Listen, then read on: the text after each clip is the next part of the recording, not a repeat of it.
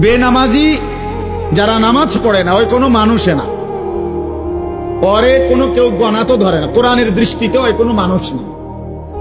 রাসূলুল্লাহ সাল্লাল্লাহু আলাইহি সাল্লামের হাদিসের দৃষ্টিতে যার কপালে সেজদা নাই ওই কোনো মানুষের বাচ্চা না, ওই জানোয়ার।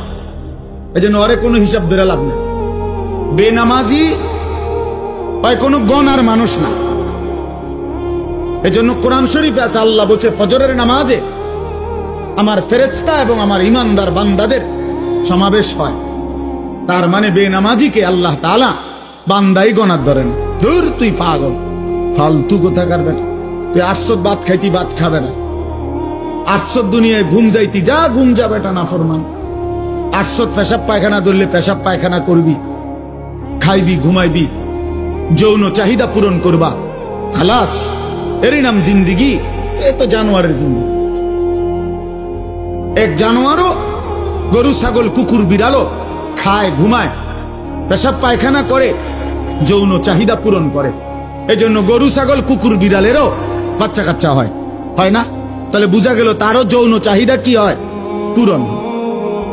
তাহলে এই জন্য নামাজবিহীন জিন্দিগি মানুষের জিন্দিগি না, বেনামাজি মানুষ না। বেনামাজি চতুষ্পদ জন্তু, শুধু এ দুইটা ঠ্যাং কম, এতটুকুই তফাৎ।